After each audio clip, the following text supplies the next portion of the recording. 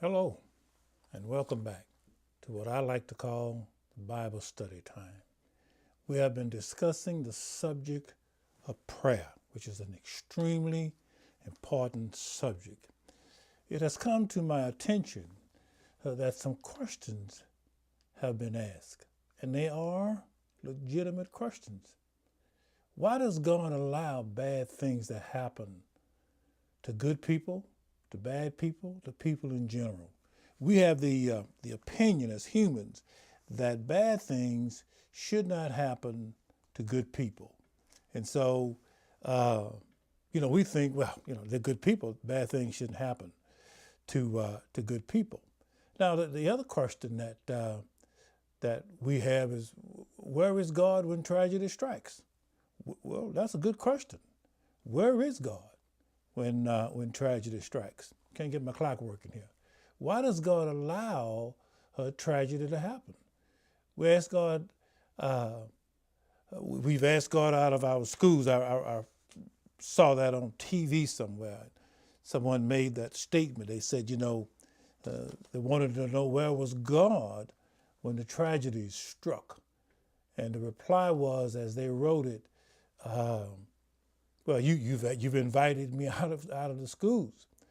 We need to understand that there are rules that God has established that governs His relationship with you and I. We said that on a number of occasions, but it's important. I need to keep saying that to you. We've said that there are rules, what I like to call rules of engagement. We have said that prayer gives God the lawful right to get involved in our affairs. And the illustration that I've used is children. And I think that's a great illustration. When you have little kids, you deal with them one way. When you have adult kids, you deal with them another way. I have 3 adult kids. I don't get involved in their affairs, even when I think that they are making a mistake, even when I know that they are making a mistake. Sometimes I'll try to give them advice. And on a couple of occasions, my oldest son has let me know, listen, I'm grown. And he's right. He's right. And so we do the same thing with God. We say to God, hey, I'm grown. I'm going to do what I want to do. And so we need to invite God into our affairs. Prayer does a number of things. But one of the things that prayer does is extremely important for you and I. It invites Him into our affairs. Now, we have been studying and looking at the book of Luke, chapter 11, verses 1 through 10. And we've talked about when Jesus taught His disciples how to pray. What He taught them was principles. He didn't say to them, I grew up in a religious organization that says you have to say it just like this. Our Father which art in heaven, hallowed be thy name, etc., etc. That is not what Jesus meant. That is not what He meant at all. What He was teaching us was principles. He wanted us to know that God is our Father, that His authority it ends with Him. He said, I am. I am that I am. I am God. There is none other higher than me. And so I want to pick it up here in verse 5, chapter 11, the book of Luke. Excuse me. Let me read to you here. And He said unto them, which of you shall have a friend, and shall go unto him at midnight, and say unto him, friend, lend me 3 loaves, for a friend of mine has journeyed, a friend of mine in his journey is come to me, and I have nothing to set before him. And he from within shall answer and say, trouble me not. The door is now shut, and my children are with me in bed. I cannot rise and give thee. And I say unto you, though he will not rise and give him because he is his friend, yet because of his importunity, he will rise and give him as many as he needs. The word importunity means shameless persistence. Shameless persistence. So Jesus is teaching here, teaching you and I, He's saying to you and I bluntly that we need to be persistent in prayer. Now, this is part 7 of prayer principles. Part 8, I'm going to talk about behind the curtain. You know, we think that in this relationship with God, that it's just the two of us, you and God, God and me.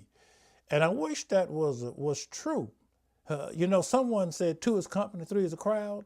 Well, there's a 3 thing going on here, if I could say it like that. And it's a crowd. And the third individual who keeps sticking his nose in our business is the devil himself. And so we're going to talk about what's going on behind the curtains that impacts our prayer life. We're going to do that in part 8 of this series. So notice that here in verse 5, we have the request. He says, and he said unto them, which of you shall have a friend, and shall go unto him at midnight and say unto him, friend, lend me 3 loaves. And verse 6 says, for a friend of mine is in his journey is come unto me, and I have nothing to set before him. So in verse 5, he gives us the request. He's requested bread. And that, you know what? There are a lot of truths here. We could look at this bread as the bread of life. There are a lot of wonderful truths in this portion of scripture. But I want to concentrate. I don't want to get distracted. My wife, who's not my critic, but she's the one that evaluates my sermons. She'll say to me, stay on course. Don't get distracted. So we don't want to get distracted. We want to talk about persistence in prayer. So now verse 6 tells us why he went to his friend at midnight. He went to him because a friend of his had come to him and said to him, listen, I've been traveling all day long. It's midnight. I just got here, but I knew that I would be welcome in your home. I'm hungry, man. Can you feed me? And he didn't have anything in the house. You have to understand, they didn't have the kind of resources we have today. You couldn't go out and buy a loaf of bread and it would stay for, a week or better, okay, and had a refrigerator. They didn't have all of that. And so you kind of gathered your food by the day. And so he didn't have anything. So he goes to his friend in the middle of the night, and the homeowner, the friend, responds to him in verse 7. He says, he from within shall answer and say, trouble me not. The door is now shut. My children are with me in bed. I cannot rise and give thee. Now, we need to understand that any parable, any story does not convey to us the total picture, if I could say it like that. And so there are truths here that Jesus does not share. There are truths here if I could say it this way, that are hidden. He just does not take the time, for whatever the reason may be, to bring it up. But the friend says to his friend, listen, man, I'm in the bed. I got the kids in the bed. They all asleep. The wife is here. I have to, they didn't have houses with 3, 4, 5 bedrooms. Everybody had their own bedroom. They all probably sleeping there in the living room, so to speak.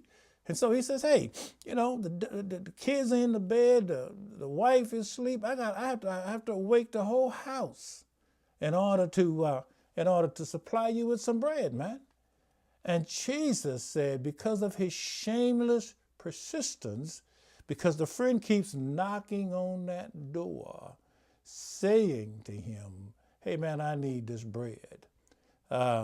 He's going to get up. Listen to what it says, verse 8. Jesus says, and if I could kind of paraphrase here, but I say unto you, though he will not rise and give him because he is his friend, yet because of his importunity, he will arise and give him as many as he needs. Shameless persistence. And then Jesus says here, he says in verses 9 and 10, I'm going to read verse 9. And I say unto you, ask, and it shall be given you. Seek, and you shall find. Knock, and the door shall be open unto you. Verse 10 says, for everyone that asketh receiveth, and he that seeketh findeth, and to him that knocketh it shall be open. Now let me say something to you that I think is cute. But God did not invent the button. I know we're living in the 21st century here. And we press a button and we can cook a meal. We press a button, we can change the channel. We're living in that time. We can press a button to destroy the world, you know. And so I want you to know that God did not invent the button. So what did God invent? He invented the needs. Let me say something else to you that's extremely important. You need to be patient with God. You and I need to be patient with God. God doesn't need you and I. We need God. You need to be tolerant with humans, but patient with God. And so Jesus says here, and I say unto you, ask, and it shall be given you. Seek, and you shall find. Knock, and the door shall be opened unto you. Now, I know you've read that 100 times. It's okay, Brother Abe, that's fine. But, I've read that before. I'm not here to pick on anybody. I'm not here to start a war with any other preacher. But I respectfully, underline the word respectfully, I respectfully say to you this morning that that the faith teacher has missed something here. What has he missed?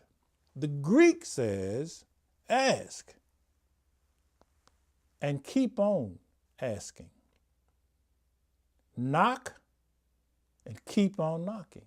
Seek and keep on seeking. One lexicon, Greek lexicon, said the word knock there is a gentle, respectful knock. It's a gentle, respectful knock. He isn't banging on that door with an attitude of pride and you're going to open this door to me. And it's a gentle knock that Jesus says, a respectful knock. But the point I want you to see here is that he says you need to ask and keep on asking until you receive. You need to seek him and keep on seeking him until you find him. You need to knock on that door and keep on knocking until God responds. Now, I want to remind you of something I said a little bit earlier. There's a third party here. There's a third party. Look at Daniel chapter 10, verse 12. This is the angel talking to Daniel. Daniel's been fasting now about 21 days, 3 weeks. And he said, and then verse 12, then said he unto me, fear not, Daniel, for from the first day that thou didst set thine heart to understand and to chasten thyself before God, before thy God, thy words were heard, and I am come for thy words. But the prince of the kingdom of Persia withstood me 21 days, etc., etc. Daniel's prayer was held up because of something going on in the spirit realm. I realized that you could have 20/20 vision and still not see into the spiritual realm. Now we're going to talk about this more in depth in part 8. But for today, it's sufficient for me just to bring to your attention the fact that that Daniel's prayer was held up. He said the very first day that God heard you petitioning him, he dispatched me. But I got jammed up. See, there's some legalities going on in the heavens that God has made us aware of. And that's one of the reasons we need to study. But that spiritual realm, those ramifications, those legal ramifications impact your life and my life. And we think, well, I can just pray this 5-minute prayer. It doesn't work like that. The Bible says that the prayer that is effective is the effectual, fervent prayer. The prayer that is fervent, birth out of your heart. And you need to be persistent. Jesus said that man got the bread because he was persistent. I'm absolutely convinced today, after 46 years of serving God, I am absolutely convinced that many Christians today, your prayers are not answered because you're not persistent. The devil finds a way to discourage you. The word Satan means adversary. He's your adversary. He doesn't like you. He doesn't care about you. God is the one who's concerned about you. But there are legal ramifications here that governs God's interaction with you and I. God established those ramifications. He established those rules. You said, well, what are they? Study the Bible. Study the Bible. There are 66 books there. In those scriptures, you will find what you're looking for. Daniel's prayer. God gives us a glimpse behind the scenes. Daniel's prayer. And Daniel's not the only one. We're going to talk about that more in depth next time. But Daniel's prayer was held up. His answer was jammed up, was held up because of this prince of Persia. And that was not just an ordinary prince. Paul said in the book of Ephesians that our struggle is not with flesh and blood. You're having a problem with someone on your job. It's because you guys are of different spirits. You need to pray. You need to pray. God, remove this individual. God, cause peace to be between me and this individual. Maybe it's your boss. You need to pray consistently until you see the answer manifested in your life. You need to say, God, give me favor with my boss. God, help me to be a better boss. Help me to be a better employee. That needs to be your prayer. Listen to what he says here in the book of Hebrews, chapter 4. Chapter 4, verse 16. Listen to what he says. Let us therefore come boldly unto the throne of grace, that we may obtain mercy and find grace to help in a time of need. Now, the word boldly here, I'm going to give you a couple of views from this. One lexicon said that it means confident, with a sense of confidence, and it does. We need to come with that sense of confidence. Well, why should I be confident when I come before God? Confident that if you are a child of God, that He's going to hear your prayer. Let me share a truth with you. If you're not a born-again, blood-washed Christian today, God is not obligated to answer your prayer. The word holy means to be set aside. God said, I am wholly your God. I have set myself aside just for you if you are born again. Let's understand something. Let me introduce a term here. This is a family affair. Group sang a song many years ago when I was a young man. It's a family affair. This is a family affair. You must be born again into this family. The Levites couldn't operate in the temple unless they were legitimately Levites. And the only way they could be legitimately Levites is if they were born into the family, the tribe of Levi. And so if you are born again, you are a Christian. You have the legal, legitimate right to come boldly. One of the definitions, or one of the ways you can look at that word boldly, is with confidence, and another way is with your face showing. You come boldly into the throne room, you crawl up in the master's lap, and you say, Father, I have a need. You present your petition. He said, let us come boldly with our faces showing, with the confidence that God, who has obligated himself to you and I because we are his children, is going to answer that prayer. And you need to be, Jesus said, you need to be persistent. And then he says that again in the book of Luke, chapter 18. He talks about the widow. We're going to talk about that next week. But I want you to see this. He said, come boldly into the throne room. Come with your face showing. Come with the confidence that God is going to answer that prayer. The Bible says that we are surrounded by these witnesses. Witnessing to what? To the faithfulness of God. You can have that confidence. You should have that confidence. I can tell you absolutely that if you will pray consistently, God will answer that prayer. This is what he says here in 1 Thessalonians. 1 Thessalonians chapter 5, beginning with verse 17. 5:17. Listen to what he says here. Paul writes, pray without ceasing. Pray continually. Pray without ceasing. You know what he's saying here? Let me tell you what he's saying. He's saying you need to have a regular prayer time. A time that you set aside for a personal relationship with God, a personal interaction with God. That there is no human being out here, woman or man, that has someone in your life, whether it's a husband or a wife, that you don't want from them that time that's set aside just for them. They want you to set aside some time for them. They want you to go out to eat.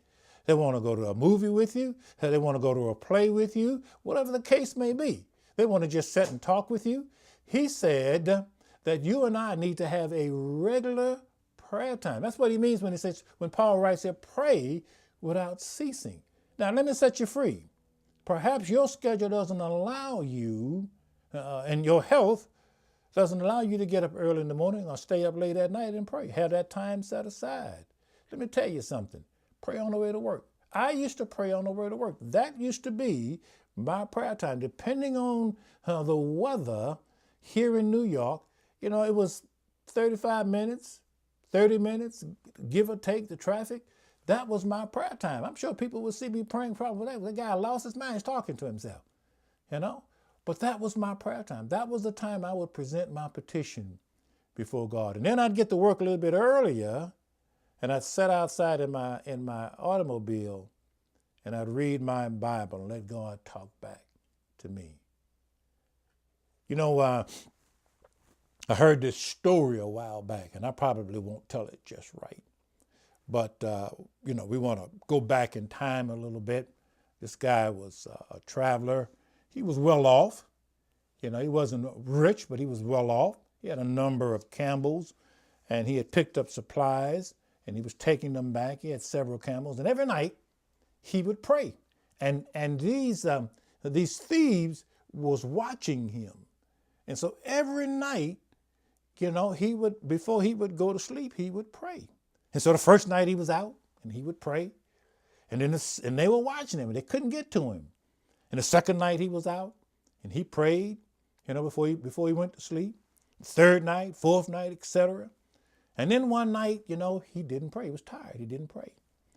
And those thieves who were watching him, they got in and they began and they robbed him.